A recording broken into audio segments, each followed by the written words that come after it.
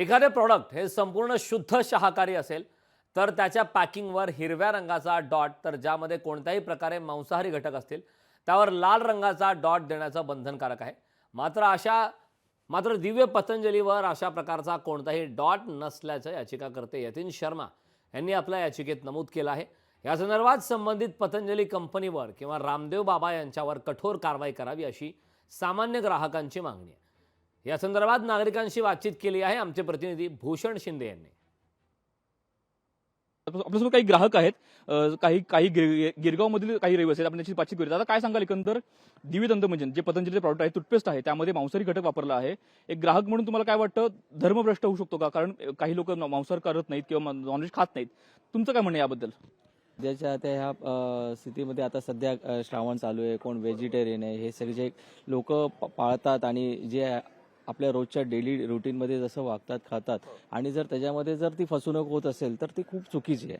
हे रामदेव बाबा यांचं प्रोडक्ट आहे जे दंतमंजन, दिव्य दंतमंजन, त्या संदर्भात दिल्लीमध्ये पण एक केलेली आहे यतीन शर्मा यांनी, हे योग्य आहे याचिका फाईल केली। त्याबद्दल आम्ही गिरगावकर आणि मुंबईकर आम्ही त्यांच्या संपूर्णपणे पाठीशी आहोत। आयुर्वेदिक बोलतात ही लोक। आयुर्वेदिक म्हणजे आपण पुरातन काळापासून आपण ते झाडांचं ते दंतमंजन वापरतो, त्यावरती त्यांनी मार्केटिंग करून ते तसं दंतमंजन त्यांनी मार्केटमध्ये आणलं आणि लोकांच्या भावनेशी खेळ करून आता मांसाहार ऍड करतायत का स्वतःच्या फायद्यासाठी।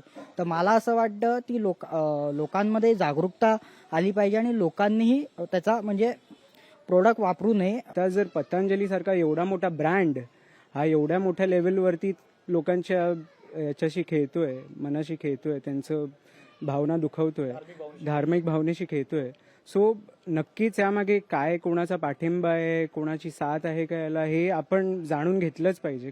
100%, 100 काय 1000% हे गोष्टीला राजकीय वर्दस्त असणारच, कारण प्रत्येक बिझनेसमॅनला हा राजकीय वर्दस्त असल्याशिवाय या गोष्टी होत नाहीत आणि हे असणं खूप चुकीचं आहे। आणि लोकांची भले 100% नाही पण 2% ते 3% जे पूर्णपणे वेज असतील त्यांची पूर्णपणे फसवणूक आहे आणि याच्याबद्दल काही ना काही कारवाई करणं गरजेचं आहे। सामान्य नागरिक, सामान्य ग्राहक जे आहेत ते आपली भूमिका स्पष्ट करत आहेत, कुठेतरी पतंजली या संपूर्ण प्रॉडक्टवरती कारवाई करावी अशी ते मागणी देखील करत आहेत।